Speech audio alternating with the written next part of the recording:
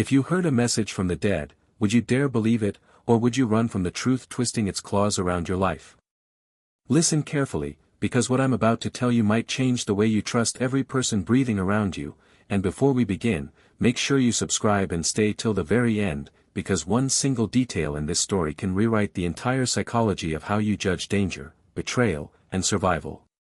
When my husband died, or at least when the world believed he died, I stood next to his coffin surrounded by faces drowning in pity, whispers dripping with curiosity, and a silence thick enough to choke anyone who dared to breathe without permission. And yet, in all this suffocating grief, the most shocking part wasn't the coldness of the coffin or the finality of the funeral prayers. It was the vibration of my phone inside my trembling hand, a vibration so out of place that for a moment I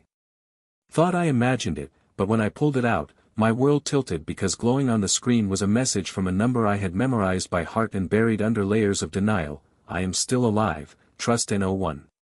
You must understand that this wasn't a simple prank or a cruel joke delivered at the worst possible moment. This was the voice of the man I had loved for 8 years, a man whose body, according to the police, was supposedly inside the wooden box lying 10 feet away from me.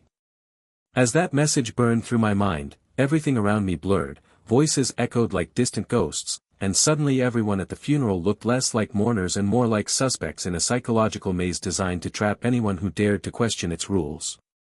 I tried to breathe, but each inhale felt like swallowing broken glass, because if he was alive, then someone had engineered an entire funeral, complete with documents, official reports, and a body no one was allowed to see because of medical protocol, and if he was alive, then the people hugging me, comforting me, crying for me, were hiding something monstrous beneath their warm expressions.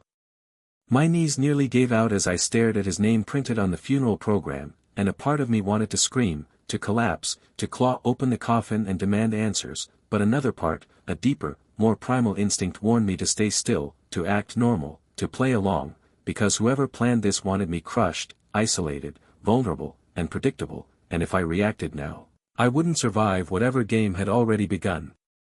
You might wonder what kind of marriage we had, whether he was the kind of man who would do something like this, but the truth is far more twisted. My husband was gentle, thoughtful, intelligent, but he also worked a job shrouded in secrecy, a job he claimed involved crisis analysis for private security firms, yet every instinct in my body always suspected there was more, something darker, something that forced him to memorize escape plans and analyze details the way normal people analyze grocery lists. He once told me that the most dangerous lies are the ones wrapped inside truths that feel too comfortable, and whenever someone wants you distracted, they hand you grief because grief blinds you better than happiness ever could. Those words haunted me as I stood at his funeral gripping my phone like it was a lifeline leading me to the edge of a cliff, because if he was alive, then he was running, and if he was running, then whoever he was running from was close enough to touch my shoulder and whisper condolences. Every time someone leaned in to comfort me, I felt their breath like poison creeping across my skin, and their arms tightening around me felt less like sympathy and more like surveillance disguised as sorrow. I kept scanning the faces, his co-workers, my relatives, the neighbors, even the priest, all of them suddenly transformed into shadows with motives I could not decode. But the worst part was pretending to cry when inside me a raging storm of dread and adrenaline was screaming at me to get out, leave, disappear, because the message didn't say, I am alive. It said, trust no one, and those 3 words were not a warning, they were a countdown. The service ended slowly, painfully, every minute stretching into hours, and I could feel eyes on me constantly, watching how I reacted, studying whether my grief was believable, and I forced myself to shake hands, accept flowers, nod politely, but every gesture felt like moving through a minefield where one wrong expression could expose the truth I wasn't supposed to know. When the ceremony ended and people began leaving, I rushed to my car, locked the doors, and breathed for the first time in what felt like a lifetime.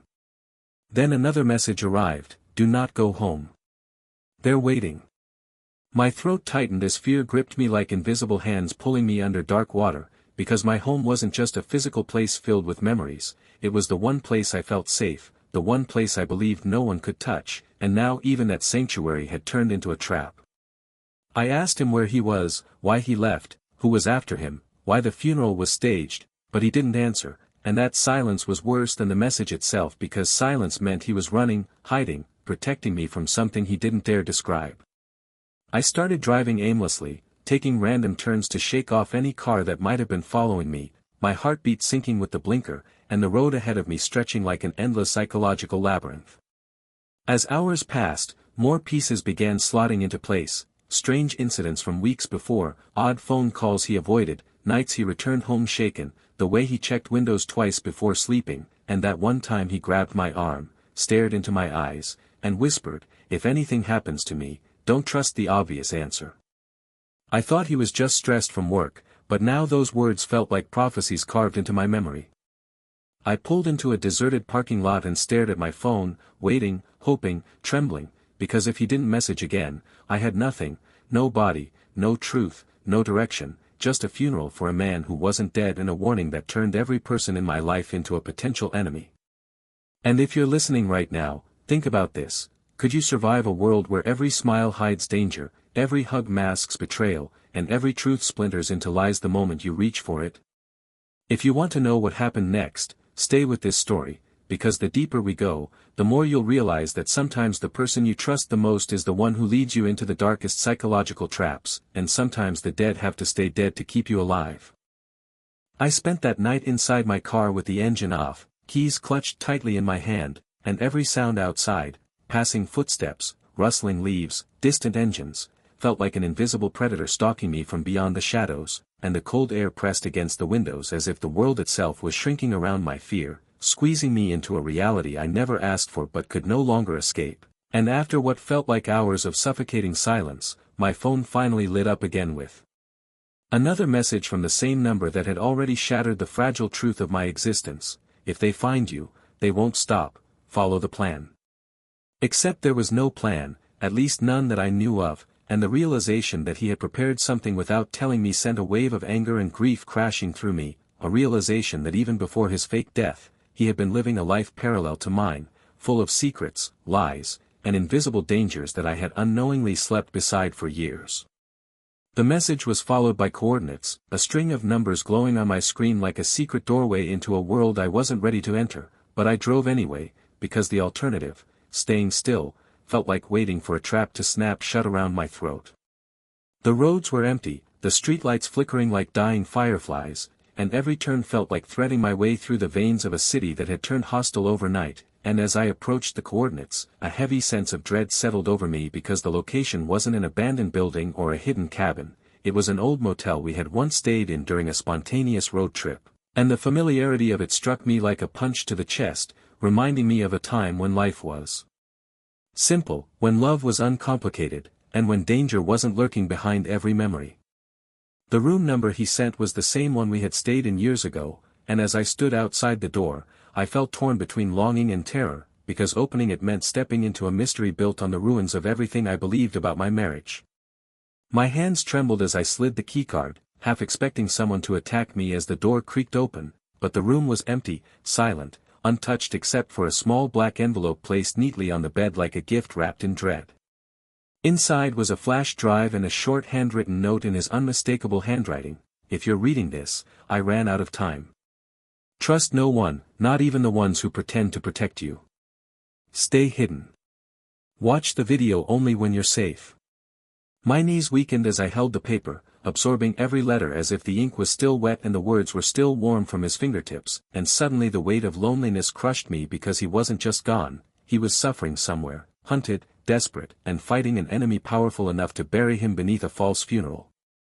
I left the motel and drove until the sun cracked the horizon, painting the sky with colors far too gentle for the chaos unraveling inside me, and when I finally pulled over at a crowded cafe, somewhere public, somewhere visible, somewhere less likely for someone to strike without witnesses, I plugged the flash drive into my laptop with hands shaking so violently I nearly dropped it. The video was only 1 minute long, but every second stabbed into me like jagged glass. His face appeared on the screen, pale, tired, eyes darting as if someone stood just outside the frame, and he whispered urgently, "If you're watching this, they think I'm dead. They needed me gone so they could get to you. They're watching everyone around you. Don't go home. Don't call anyone. Don't trust the police. They're compromised." Then the video cut abruptly, leaving a vacuum of terror where answers should have been, and I slammed the laptop shut as panic clawed up my throat because suddenly every memory of the funeral, every handshake, every sympathetic gaze replayed in my mind like scenes in a psychological horror film where the villain was hidden behind the mask of ordinary life. I looked around the cafe. People were drinking coffee, typing on laptops, scrolling through phones, but instead of seeing innocent strangers, I saw potential threats, watchers disguised as civilians, predators cloaked in casual appearances, and I felt the kind of paranoia so heavy it wrapped around my ribs and squeezed until breathing became a deliberate act of defiance. Hours passed as I tried to make sense of the chaos, but the more I thought, the more I realized that my husband's fake death was not the beginning of the story. It was the climax of a conflict he had been hiding from me for years, a conflict that had now swallowed me whole. I remembered nights he woke up drenched in sweat, the scars he never explained, the phone calls he answered in another room, and suddenly the pieces weren't random anymore, they formed a pattern, a dangerous, deliberate pattern, leading to a single truth. He didn't fake his death to escape me, he faked his death to protect me from something he couldn't fight alone. As the day shifted into night again, I reached out to no one, spoke to no one, and simply watched the world with heightened vigilance, because every step I took felt like a chess move in a game I was forced to play without knowing the rules. Then, at midnight, another message arrived: they know you left. You have one chance to disappear. Will you trust me? My blood turned cold, and for a moment, everything inside me froze because choosing to trust him meant abandoning my life, my identity, my safety net, and stepping into a storm built by invisible enemies, but not trusting him meant risking everything, my freedom, my future, maybe even my life. And so, with the weight of every fear pressing against my spine, I whispered to myself, if love brought me into this, survival will have to carry me out, and I replied with a single word, yes. And if you're still listening, if you're still here with me, remember this: the mind is the most powerful weapon you have, but also the most fragile, and when the people you love blur the line between truth and illusion, you must learn to trust your instincts above all else. Because in a world built on secrets, the only thing more dangerous than a lie is the person who knows the truth and stays silent.